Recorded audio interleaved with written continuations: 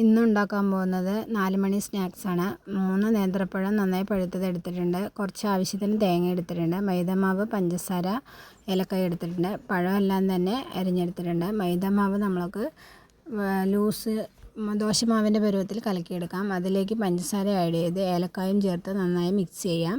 Mix ചെയ്തിട്ട് ആവശ്യത്തിന് വെള്ളം ഒഴിച്ച് നന്നായി കലക്കിയെടുക്കാം. അങ്ങനെ മാവെല്ലാം കലക്കിയെടുത്തിട്ടുണ്ട്. നന്നായി തന്നെ ഒരുപാട് ലൂസാകാൻ പാടില്ല, അതേ പരുവത്തിൽ കലക്കിയെടുത്തിട്ടുണ്ട്. ഇനി ആവശ്യത്തിനുള്ള തേങ്ങ എടുത്തിട്ട് ചെറിയ തീയിൽ വെച്ച് നന്നായി മൊരിയിച്ചെടുക്കാം. അത് വലിയ ഇതായിട്ട് ചിരണ്ടിയെടുത്തതാണെങ്കിൽ ഒന്ന് മിക്സിയിലിട്ട് ക്രഷ് ചെയ്യാം. ഇത് നമ്മൾ ചെറുതായിട്ട് തന്നെ ചിരണ്ടിയെടുത്തിട്ടുണ്ട്, അതുകൊണ്ട് വറുത്തെടുത്തിട്ടുണ്ട്. അങ്ങനെ മാവും കലക്കി വെച്ച് പഴവും മുറിച്ച് വെച്ചിട്ട് എല്ലാം റെഡിയാക്കിയിട്ടുണ്ട്. ഇനി ഓരോ കഷ്ണം പഴം എടുത്തിട്ട് മാവിൽ മുക്കിയിട്ട് തേങ്ങ വറുത്തതിൽ അതിലെല്ലാവിടെയും സ്പ്രെഡാക്കി കൊടുക്കാം. അത് അങ്ങനെ എല്ലാം റെഡിയാക്കി ഒന്ന് വയ്ക്കാം. എല്ലാം തന്നെ റെഡിയാക്കി നമ്മൾ എടുത്തിട്ടുണ്ട്.